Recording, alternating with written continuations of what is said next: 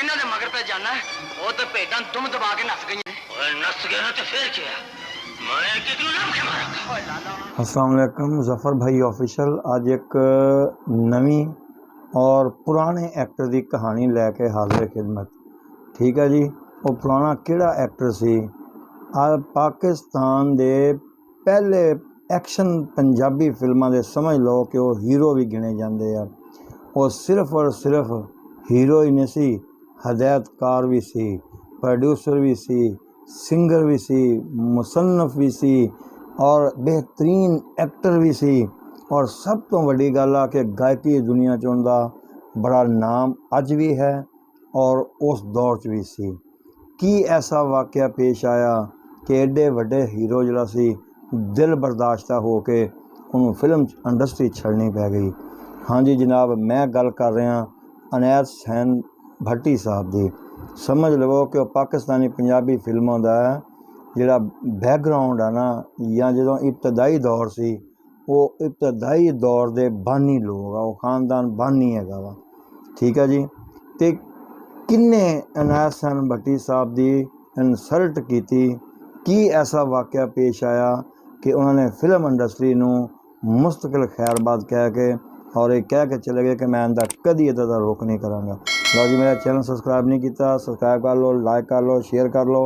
आप अपना वाक़या शुरू करिए। 1950 का जो सदी सी ना, यानी कि चली आ रही सी, 1950 के दौरान इस जरा से ना दिहाई के दौरान कि भट्टी साहब का तोता बोलता सी। समझ लवो कि जिवें आपां पंजाबी तोता बोलदा कह दिंदे आ, तोती बोलदा कह दिंदे आ, यानी कि बड़ा नाम सी उन्हां दा। ठीक है जी, वो जड़ा नाम सी ना भट्टी साहब का, आखिर उन्होंने की ऐसा मसला होया?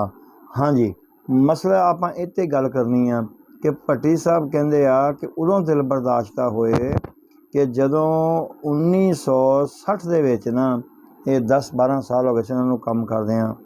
1960 दे जदों मनीर हुसैन सिंगर सामने आया ना, उदों फिल्म इंडस्ट्री ने भट्टी साहब नूं इग्नोर करना शुरू कर दिता।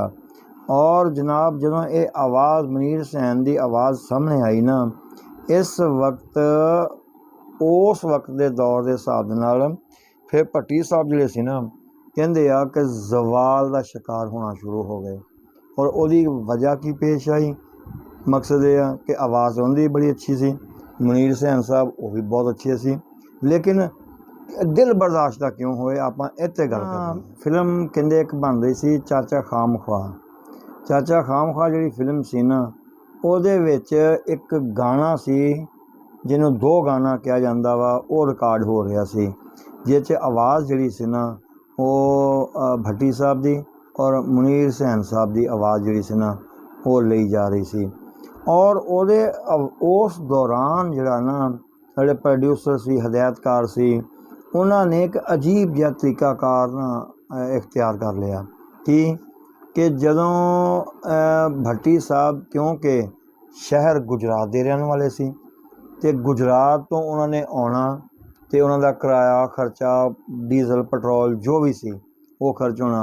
ते मनीर हुसैन साहब जिहड़े सी वो लाहौर दे ही रिहायशी सी।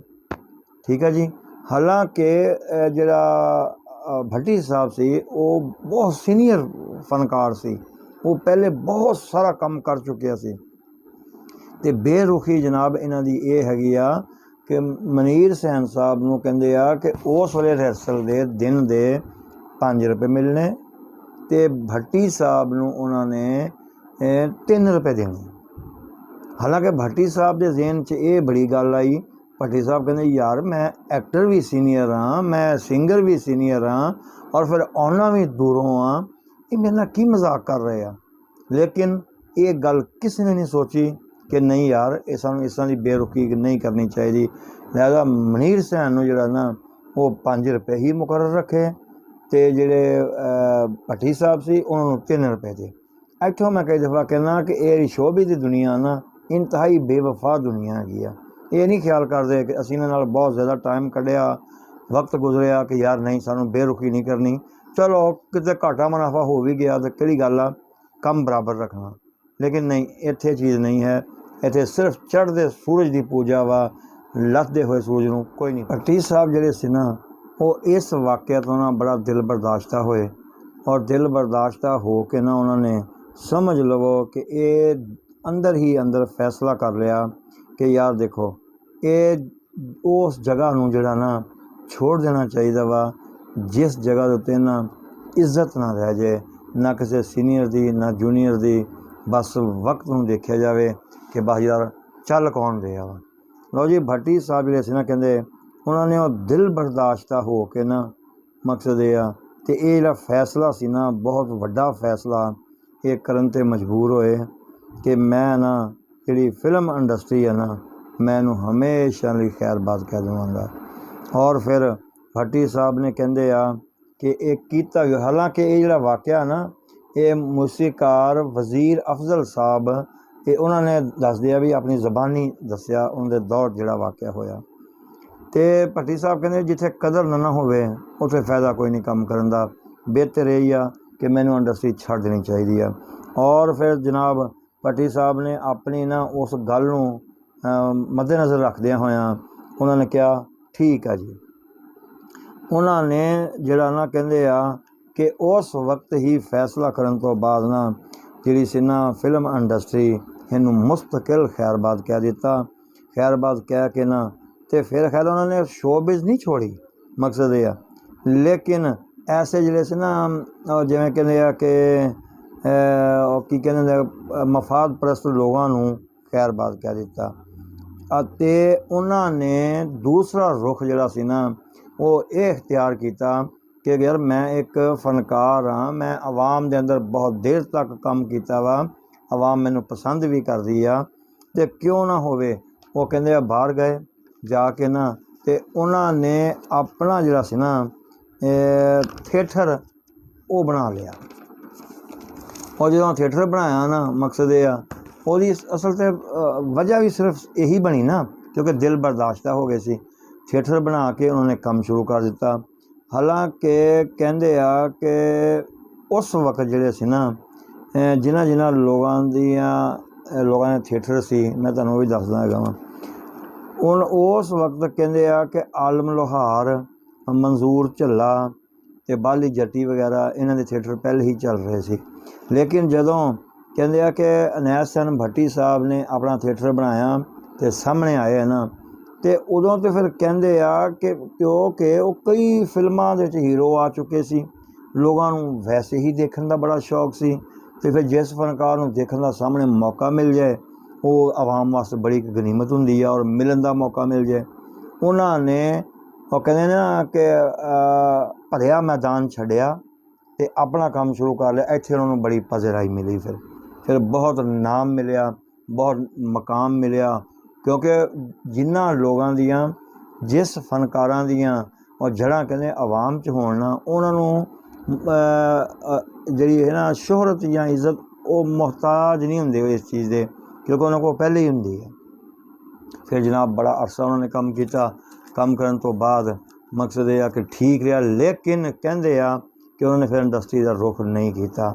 ਇਹ ਯਾਰ ਇੰਡਸਟਰੀ ਇੰਨੀ ਨਾ ਬੇਰੁਖੀ ਦਿਖਾਉਂਦੀ ਆ, ਨਾਲ ਦੇ ਸਾਥੀ ਕੰਮ ਕਰਨ ਵਾਲੇ ਜਿਹੜੇ ਆ ਨਾ ਉਹ ਵੀ ਮੂੰਹ ਫੇਰ ਲੈਂਦੇ ਆ। ਅਤੇ ਇਸੇ ਵਾਸਤੇ ਦੇਖ ਲਵੋ ਕਿ ਅੱਜ ਫਿਲਮ ਇੰਡਸਟਰੀ ਦਾ ਇਹ ਹਾਲ ਆ ਕਿ ਖਾਨਾ ਹੀ ਖਰਾਬ ਹੋ ਗਿਆ। ਉਹ ਮੈਂ ਪਿਛਲੇ ਦਿਨਾਂ 'ਚ ਦੇਖਣ ਲਿਆ ਸੀ, ਸ਼ਾਇਦ ਬੁੱਢਾ ਗੁੱਜਰ ਪ੍ਰੋਡਕਸ਼ਨ ਦਾ ਇੱਕ ਦਫ਼ਤਰ ਸੀ, ਉਹ ਵੀ ਖ਼ਤਮ ਹੋ ਕੇ ਉੱਥੇ ਫੋਟੋਗ੍ਰਾਫਰ ਜਾਂ ਪ੍ਰਿੰਟਿੰਗ ਪ੍ਰੈਸ ਵਾਲੇ ਕੋਈ ਆ ਗਏ ਆ, ਅਤੇ ਮੈਨੂੰ ਬੜਾ ਦੁੱਖ ਹੋਇਆ ਕਿ ਯਾਰ ਸਾਡੀ ਸ਼ੋਅ-ਬਿਜ਼ ਤਾਂ ਬਿਲਕੁਲ ਖ਼ਤਮ ਹੀ ਹੋ ਗਿਆ। ਅਤੇ ਜਨਾਬ ਜਦੋਂ ਤੁਸੀਂ ਕਦਰ ਕਰਨੀ ਸਿੱਖ ਲਓਗੇ ਨਾ ਆਵਾਮ ਦੀ ਵੀ ਔਰ ਫਨਕਾਰਾਂ ਦੀ ਵੀ ਔਰ ਹਰ ਇਮੇਜ ਦੇ ਬੰਦੇ ਦੀ ਕਦਰ ਕਰੋਗੇ ਅਤੇ ਫਿਰ ਇਸ ਨਹੀਂ ਹੋਗਾ ਜਿਵੇਂ ਕਿ ਇੰਡੀਆ 'ਚ ਕਦਰ ਕਰਦੇ ਆ। ਲਓ ਜੀ, ਫਿਰ ਆਖਰੀ ਜਿਹੜਾ ਟਾਈਮ ਸੀ ਨਾ, ਆਖਰੀ ਉਮਰ ਸੀ, ਉਹ ਫਿਰ ਭੱਟੀ ਸਾਹਿਬ ਨੇ ਮਜ਼ੀਦ ਥੀਏਟਰ ਵੀ ਛੋੜਿਆ। ਫਿਰ ਬਜ਼ੁਰਗਾਂ ਨੇ ਦੀਨ ਦੇ ਨਾਮ ਲਾਇਆ, ਫਿਰ ਇੱਕ ਪ੍ਰੋਗਰਾਮ ਸ਼ੁਰੂ ਕੀਤਾ ਜਿਹੜਾ ਨਾ ਮੇਰੇ ਜ਼ਿਹਨ 'ਚ ਸਕਾਫਤੀ ਪ੍ਰੋਗਰਾਮ ਸੀ, ਉਹ ਬਜ਼ੁਰਗਾਂ ਨੇ ਦੀਨ ਦਾ। ਉਸ 'ਤੇ ਬਹੁਤ ਦੇਰ ਤੱਕ ਕੰਮ ਕਰਦੇ ਰਹੇ। ਉਸ ਤੋਂ ਬਾਅਦ ਫਿਰ ਸ਼ਾਇਦ ਚੰਦ ਦਿਨ ਦੀ ਜਾਂ ਚੰਦ ਮਹੀਨੇ ਦੀ ਬਿਮਾਰੀ ਤੋਂ ਬਾਅਦ ਜਿਹੜੀ ਸੀ ਨਾ ਉਹਨਾਂ ਦੀ ਮੌਤ ਹੋਈ ਔਰ ਉਹ ਦੁਨੀਆ ਤੋਂ ਰੁਖਸਤ ਹੋ ਗਏ। ਅੱਲਾਹ ਪਾਕ ਜੰਨਤ ਜਗ੍ਹਾ ਅਤਾ ਫਰਮਾਏ ਔਰ ਸਭ ਨੂੰ ਅੱਗੇ ਦੀ ਤਿਆਰੀ ਕਰਨ ਦੀ ਤੌਫੀਕ ਅਤਾ ਫਰਮਾਏ। ਦੱਸਣਾ ਮੇਰਾ ਕਿੱਸਾ ਕੈਸਾ ਲੱਗਾ ਜਨਾਬ। ਨਵੇਂ ਕਿਸੇ ਨਾਲ ਫਿਰ ਹਾਜ਼ਰ ਹੋਵਾਂਗੇ। अस्सलाम वालेकुम।